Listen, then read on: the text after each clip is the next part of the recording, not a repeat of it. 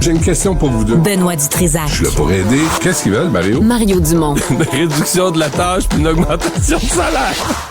Ben, c'est cave. C'est des crapules. C'est cave, dire ça. Ils ont tellement tout. Non, ils ont déjà eu plus. La rencontre Dutrisac-Dumont. Fais un petit effort. Bon lundi, Benoît. Hello, how are you? Ça va très bien. Bon. Ça peut pas... ce qu'on découvre là, de l'incendie à Montréal le vendredi, Benoît, ça fait peur. Ça peut pas continuer comme ça. Et là, on nous raconte que les restaurateurs sont rendus avec 3 gangs de rue rivaux qui leur demandent chacun de verser des montants d'argent à 3. Puis si tu payes pas les 3... Mais là, ils menacent de mettre des cocktails Molotov. Là, dans le cas présent, on a fait brûler tout le building. Ça a coûté la vie à un enfant de 7 ans puis à sa mère. Mais on va faire quoi avec ça, les gangs de rue? On va faire quoi avec la criminalité à Montréal? On va faire quoi pour opérer, honnêtement, un restaurant dans le centre-ville? Ben, d'abord, soyons sérieux. Et je m'attends à ce que la mairesse Plante dise « L'extorsion, c'est non. » Là, c'est réglé. Hey, est-ce que... C'est le seul gars qui peut... Tu dis, là, ben, c'est parce... T'as-tu entendu quelque chose de sérieux à ce sujet-là? Émile Benamar, là, 2e fois, là, dans le Vieux-Montréal, toi puis moi, Mario, on a parlé à M. Lacroix, le père de Charlie. Ben oui. Qui est un homme qui se tient, là, de peine et de misère, là. Tu sais, il essaie de se contenir. Puis là, il dit... Je les ai avertis, je les ai rencontrés. Ce Émile Benamar, cet avocat, est-ce qu'il y a d'autres bâtiments à son nom? Des bâtiments, des immeubles, des chambres à louer, des trappes. Mais dans ce cas-ci, écoute, on ne le sait pas, mais il n'y a rien qui semble de sa faute. Il est juste, c'est un de ses locataires qui avait un restaurant. Ben ouais, il y a peut-être des logements, pas de fenêtres, puis pas confort. En tout cas, ça. Je comprends. Non, Francis Pilon est allé voir justement là, puis il y avait, dans une chambre, il y avait un star, puis derrière le star, il y avait rien. Non, c'est encore des chambres qui sont des trappes. Alors, ça, Émile Benamar, cet avocat, est-ce qu'il y a d'autres bâtiments? Et si c'est le cas, est-ce qu'on les a inspectés au plus sacrant? Est-ce qu'on a fait le tour de son œuvre à ce Émile Benamar? Parce que là, il y a eu le mois de mars 2023, il y en a eu 7 qui sont morts, et là, il y en a d'autres. Et je comprends que là, on est dans 2 dossiers. On a ce propriétaire-là qui loue des chambres qui sont pas sécuritaires sur Airbnb. Airbnb qui vérifie rien. Caroline Proulx qui veut pas parler parce qu'elle était censée serrer la vis à Airbnb. C'est un échec. La Ville de Montréal qui avait réduit le nombre d'inspections, souviens-toi, avant 2023. Ouais. Puis là, tu as le service des sécurité des incendies de Montréal qui dit, ben, c'est pas nous autres. Ben, sacrément, il sait qui est en charge. Alors, lui, là, Émile Benamar, a-t-il d'autres bâtiments? Si c'est le cas, les a-t-on inspectés? Parce que si on les a pas inspectés, on est complice de ce qui est en train de se passer. L'autre affaire, c'est que si vous allez dans un restaurant, commandez pas un cocktail. Vous savez pas ce que on va vous servir. Ne vous asseyez pas près des vitrines. Est-ce que c'est ça qu'on veut de Montréal? Montréal qui est une ville de foodies. Les gens viennent à Montréal, là, puis ils se disent en passant, je vais aller voir le pied de cochon, je vais aller manger au restaurant de Normand-Laprise. Je vais aller là où c'est reconnu. Sur Saint-Laurent, et sur Saint-Hubert, il y a des grands restaurants, des bons restaurants. Est-ce qu'on a une politique de ça? Et dans la politique des restaurants, d'abord, moi, Macmillan, avant qu'il prenne sa retraite là, de Joe Beef, m'avait dit, il y a longtemps, il y a au moins 12 ans, Mario, si Hydro-Québec vient encore ouvrir un chantier devant mon restaurant, je mets la clé dans la porte. Ils m'avertissent pas. D'abord, politique du restaurant, si tu ouvres un chantier, tu les avertis, tu les accommodes, tu les aides. Deuxième affaire, s'il y a de l'extorsion, on peut s'en occuper?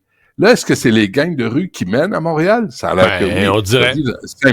Saint-Michel, là, ça a tiré partout. La violence, c'est non. C'est ça qu'on a comme mairesse. C'est ça qu'on a comme mairesse. La violence, c'est non. L'extorsion, c'est non. C'est toujours non, mais c'est oui pareil, Madame Plante. Parce que c'est pas parce que vous levez votre petit doigt de donneuse de leçons que là, tout à coup, le problème est réglé. Il ne l'est pas.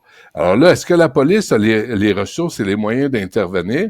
Parce que là, à un moment donné, encore une fois, il y a des clients qui vont être des dommages collatéraux. Et à un moment donné, il y a des gens qui vont être blessés ou qui vont mourir parce qu'il y a des gangs de rue il y a des qui veulent restaurants avoir qui vont de l'argent fermer, sans ouais. travailler. Il y a des restaurants qui Les vont restaurants fermer vont aussi. fermer. C'est carrément ça. C'est clair. Benoît, C'est clair. qu'est-ce que tu as pensé du dossier du journal ce matin, la première évaluation qui est faite des gradués là, des cours de construction? On sait que le gouvernement voulait amener plus de gens dans l'industrie de la construction. On a payé les formations. Tu étais payé 750$ par semaine pour étudier. Et là, on nous dit qu'il y en a à peu près le quart là, qui sont vraiment devenus des diplômés de la construction, travaillant sur les chantiers. Les 3/4, soit n'ont pas fini ou soit font autre chose. Oui. Puis il y en a qui s'étaient inscrits, puis ils se présentaient pas au cours, puis ont été payés pareil. C'est beau, ça? Souviens-toi, Mario, il y a une dizaine de jours, on se demandait, là, tu avais le ministre Drainville qui se demandait si on devait rémunérer les stagiaires stage 4 en enseignement. Stage 4 en enseignement, j'ai trouvé une lettre ouverte du 28 septembre dans Le Devoir. C'est Samy-Jeanne Tremblay qui écrivait ça. Elle disait, moi, mon stage 4, là, c'est un stage de responsabilisation professionnelle en enseignement, puis elle est pas payée. En plus, elle venait de recevoir une facture de 1822,18 $ qu'elle devait payer alors qu'elle allait travailler sans rémunération. Je veux juste te faire, elle écrit durant 14 semaines en stage 4 là, pour enseignement. J'assumerai la tâche d'une enseignante à 100%.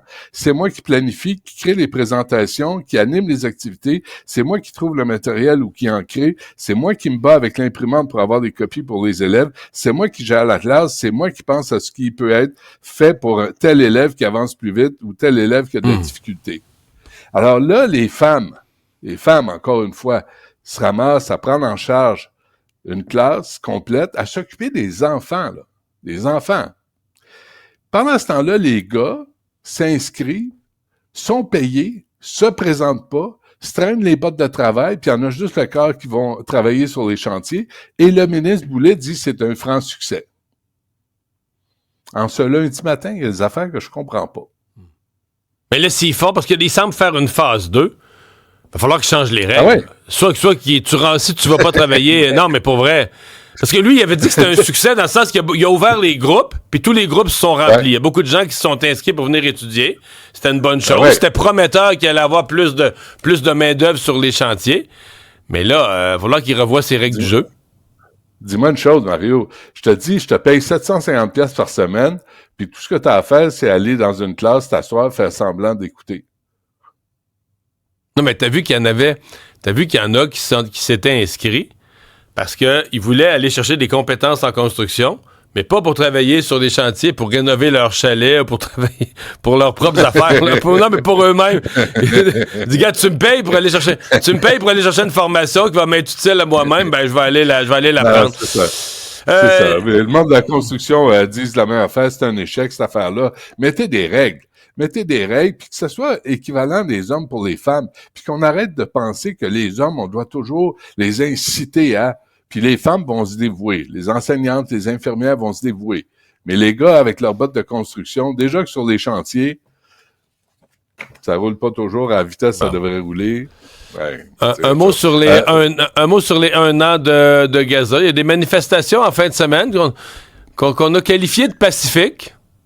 Ouais, je me posais la question, Benoît, c'est pacifique parce que il s'est pas cassé de fenêtre, il n'y a pas eu d'affrontement avec la police. Bon, tu vas me dire, accessoirement, dans la manif, ça crie des slogans pour détruire un peuple, pour faire mourir des gens, mais là, regarde, ça casse pas de vite, fait qu'on appelle ça pacifique, là.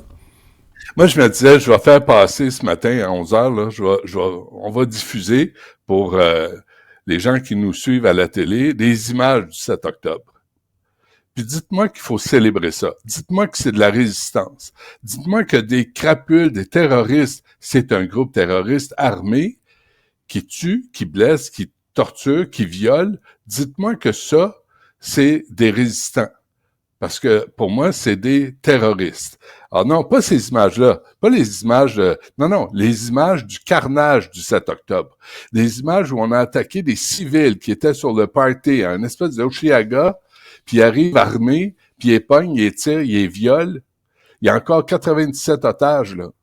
Est-ce qu'on manifeste pour libérer ces otages? C'est scandaleux. Moi, j'ai 2 affaires là-dessus. D'abord, allez lire Christian Rioux dans Le Devoir. Le programme, la chronique de Christian Rioux, c'est extraordinaire. Allez-vous, je vais vous le faire, moi, le mouvement woke. Allez vous instruire.